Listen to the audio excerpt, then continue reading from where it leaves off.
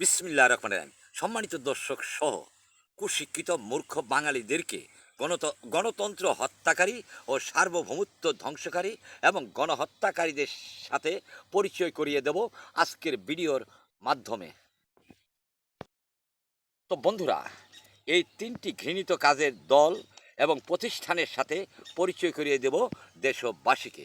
তো বন্ধুরা, ৭১-এ জামাত গণহত্যা করেছে, ৭৫-এ জিয়ার দল বিএনপি করেছে এবং ২০২৪ সনে তারা সহ ১৪ দল ব্যতীত সকল রাজনৈতিক দল এবং ইউনুস গণহত্যা করেছে।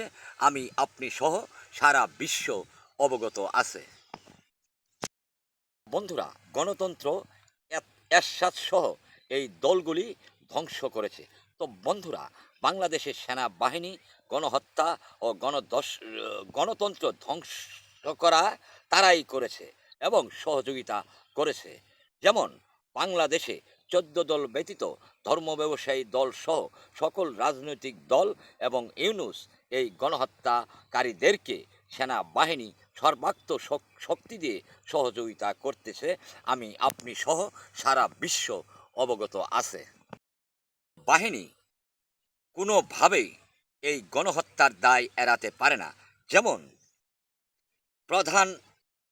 রাষ্ট্রপ্রধানকে নিরাপত্তা দেওয়ার জন্য একটি ফাঁকা গুলিও করতে পারে না, কিন্তু ত্রাণের টাকা আত্মসাৎকারী, মানুষের ঘরবাড়ি ভাঙ্গা, মাজার ভাঙ্গা সহ লুটতারাজ মফকরাদেরকে রক্ষা করার জন্য গোপালপুরে কয়েকজন লোককে বুট দিয়ে পিষিয়ে গুলি করে মেরেছে।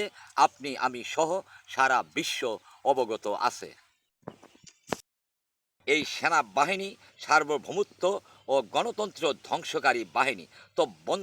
তো বন্ধুরা, সৈনিকের কাজই হলো অপরাধীদের দমন করে জনগণের জানমাল নিরাপত্তা দেওয়া। সেই নীতিতে গণভবন সহ যে সমস্ত জায়গায় লুটতারাজ করা হয়েছে এবং যারা অংশগ্রহণ করেছে তাদেরকে গুলি করে মারলেই তারা হতো দেশপ্রেমিক গর্বিত সেনাবাহিনী, হয়েছে সার্বভৌমত্ব ধ্বংসকারী বাহিনী। তো বন্ধুরা, যে দলগুলি নির্বাচনে অংশগ্রহণ করতেছে তারা হলো নিকৃষ্ট, খারাপ। আর বাংলাদেশের প্রত্যেক দলেরই নেতারা কিছু না কিছু খারাপ। তাই ভাষা আন্দোলন থেকে শুরু করে ৭১ সহ সীমাহীন উন্নয়ন করেছে যে দল, এই অবৈধ সরকার অবৈধভাবে একটি কলমের খোঁচায় নিষিদ্ধ করেছে। তাই সেনাবাহিনী বুট দিয়া লাথি মেরে ওই অবৈধ সরকারকে বলতো, তোর বাপকে নিষিদ্ধ করছিস কুত্তার বাচ্চা। সার্বভৌমত্ব রক্ষাকারী বাহিনী। তাই এই বাহিনী কৃতকর্মের জন্য পেনশনের ভাতা ছাড়া নিষিদ্ধ করে প্রশিক্ষিত কুকুর রাখলে দেশের জন্য ভালো, ঘেউ ঘেউ করে কামড় দেবে এবং অপরাধীদেরকে চিহ্নিত করবে। তো বন্ধুরা, সমস্যা কোথায়? একটি সই দিলেই চলবে। সকল বাহিনীকে বলছি, এই গণহত্যাকারী ও গণতন্ত্র ধ্বংসকারীদেরকে সহযোগিতা করা বাদ দেয়া, জাতির কাছে ক্ষমা চেয়ে নির্বাচন বন্ধ করুন। তো দেশবাসী বন্ধুরা, আপনারাও এই গণহত্যাকারী ধ্বংসকারীদের কথায় নির্বাচনে ভোট দিতে যাবেন না।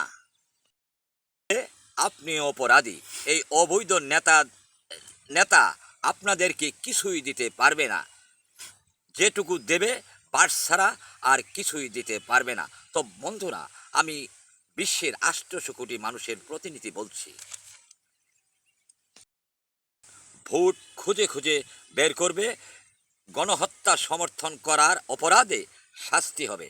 তাই আপনারা আমার কথা মতো কাজ না করলে বিশ্বের সর্বশ্রেষ্ঠ শক্তি হাওয়ায় আমার কাজ করবে।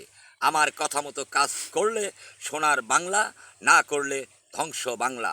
আমি হলাম বিশ্বের সেরা সেরা সেলিব্রিটি এবং ইমাম মেহেদীর সৈনিক। বিশ্ব অডিট করে এখন আমি আপনাদেরকে শিক্ষা দেব। ধন্যবাদ সৃষ্টিকর্তা সর্বশক্তিমান।